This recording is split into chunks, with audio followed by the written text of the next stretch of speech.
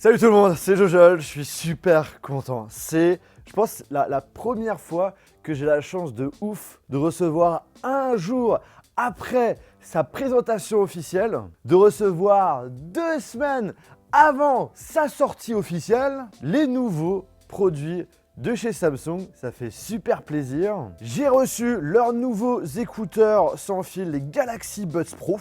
Puis le Galaxy S21 et enfin le Galaxy S20 Ultra. Je n'ai pas reçu le S21 Plus puisque pour l'instant ils ne l'ont pas. Je pense que en réalité j'en aurais pas vraiment besoin, à part voilà, la grosse différence ça sera surtout en ce qui concerne l'autonomie puisqu'au final on a les mêmes specs sur le S21.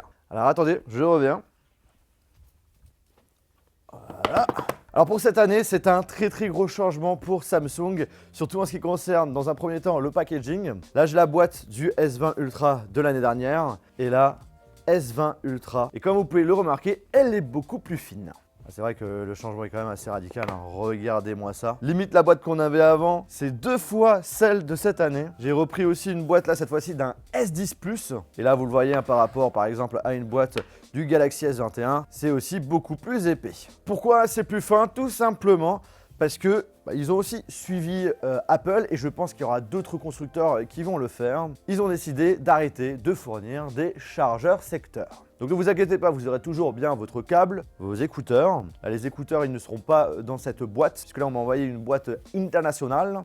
Donc pour eux, c'est surtout pour des raisons écologiques. C'est quelque chose qui est vrai, mais après, c'est aussi un moyen de pouvoir économiser. Alors là, la question, c'est je déballe lequel en premier? On va dire du moins hype au plus hype. Celui qui me hype le plus, hein, vous en doutez, c'est la version Ultra. Alors du coup, au niveau du packaging, S21, S21 5G, tout en sachant que maintenant, pour cette année, tous les modèles de la série S sont en 5G. Il n'y aura pas de modèle 4G. Sur le côté à droite, Samsung. Côté gauche, Galaxy. Et à l'arrière, rien. Au-dessus, rien. Par contre, en dessous, on a tout simplement le numéro de série et le numéro EMEI. Le S qui change de couleur selon la couleur que vous avez choisie. Et là, cette année, franchement, les couleurs, vous avez vraiment pas mal de choix. Pour le S21, on a du gris, blanc, rose et violet. Pas de couleur exclue sur le site de Samsung, puisque par exemple pour le S21 Plus, il y a 2 couleurs qu'on peut seulement acheter sur la boutique Samsung, rouge et doré. Je sais pas pourquoi ils n'ont pas décidé de le faire sur le S21. Dans un premier temps, nous avons le smartphone, avec notamment l'écran de face. La couleur du S correspond à la couleur du smartphone qu'on a choisi. Vous l'avez vu, c'est du violet, donc du coup, on a bien du violet.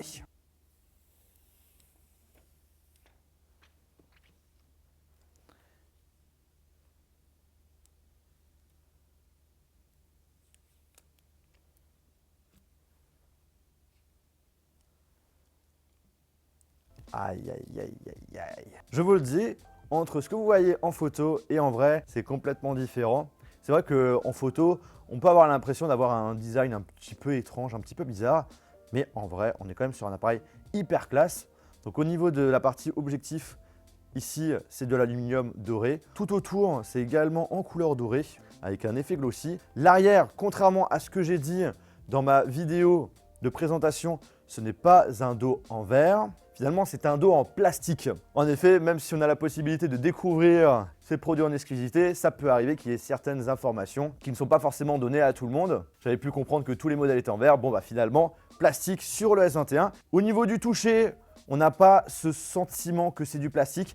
Après, c'est vrai que par rapport au prix, vu qu'on est quand même sur du très haut de gamme, je trouve que c'est un choix assez étrange de la part de Samsung. Derrière, ok, ça va coûter moins cher à la fabrication, mais pour le consommateur, on aimerait quand même avoir le top en ce qui concerne les matières. D'ailleurs, je viens de recevoir déjà les protections de mon partenaire RhinoShield pour le S21. Ils font également sur tous les autres modèles de chez Samsung. Bien sûr aussi iPhone, Huawei, bref, pratiquement toutes les marques. Et on va voir si on est bon. Yes, parfait, bouton, tac, tac, tac. Ouais, bah bon, c'est bon. RhinoShield, vous avez fait du bon boulot. Si vous voulez protéger votre futur smartphone, n'hésitez pas à checker le lien qui est dans la description. Et vous avez moins 5% avec le code JOJOL21. Aussi, vous l'avez peut-être remarqué, on n'a pas les logos certification européenne et tout.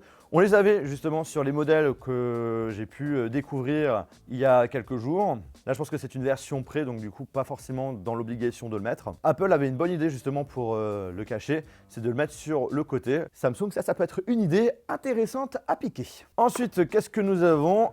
Donc, une pochette avec l'épingle pour enlever le tiroir nano SIM. Vous avez ensuite un câble, c'est un câble USB Type C vers USB Type C qui est fourni et je pense que les écouteurs seront intégrés directement dans la boîte. Après vous avez une petite notice d'utilisation en mode vraiment hyper rapide et c'est tout. C'est vrai que ça fait très bizarre de faire un unboxing aussi court, mais finalement derrière ça reste quand même assez clean. On passe maintenant au modèle Ultra S21 Ultra 5G.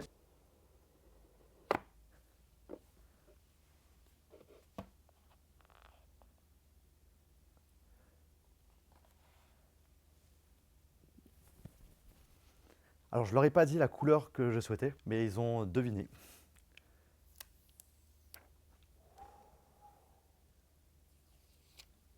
Waouh.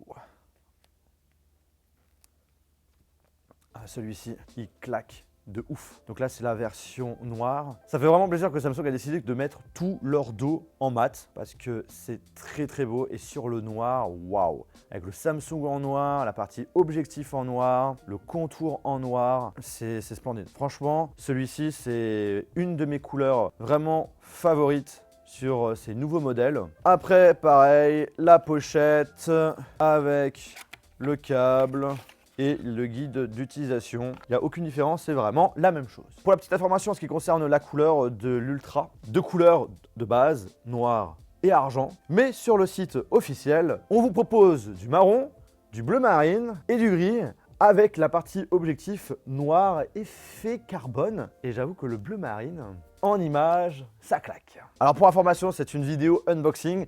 Ni une vidéo de test, ni une vidéo avis. Il faudra prendre plusieurs jours d'utilisation pour vraiment vous en parler. Il y aura aussi quelques comparaisons et tout. Il y aura d'autres vidéos qui sortiront, donc n'hésitez pas, voilà, si c'est toujours pas fait, à vous abonner à la chaîne YouTube, d'appuyer sur le bouton cloche et d'accepter toutes les notifications. A few moments later. Alors, on va faire une petite comparaison avec le Galaxy S20. Alors là, par exemple, un truc tout con, et c'est pour ça qu'ils ont bien fait de mettre le dos en mat, c'est qu'on voit déjà beaucoup moins les traces de doigts. Sur la série S20, ça se voyait assez facilement. Donc là, on a la version S20 Ultra, et vous pouvez le remarquer, hein.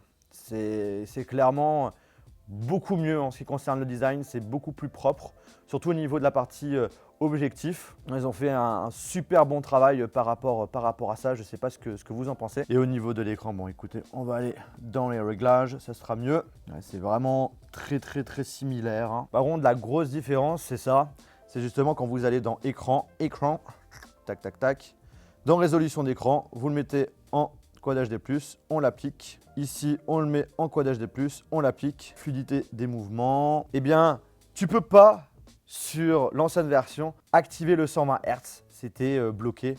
Alors que maintenant, sur le S21 Ultra, c'est quelque chose qui est possible. Et au niveau, alors là aussi, c'est changement, mais radical. Regardez-moi ça, le S21.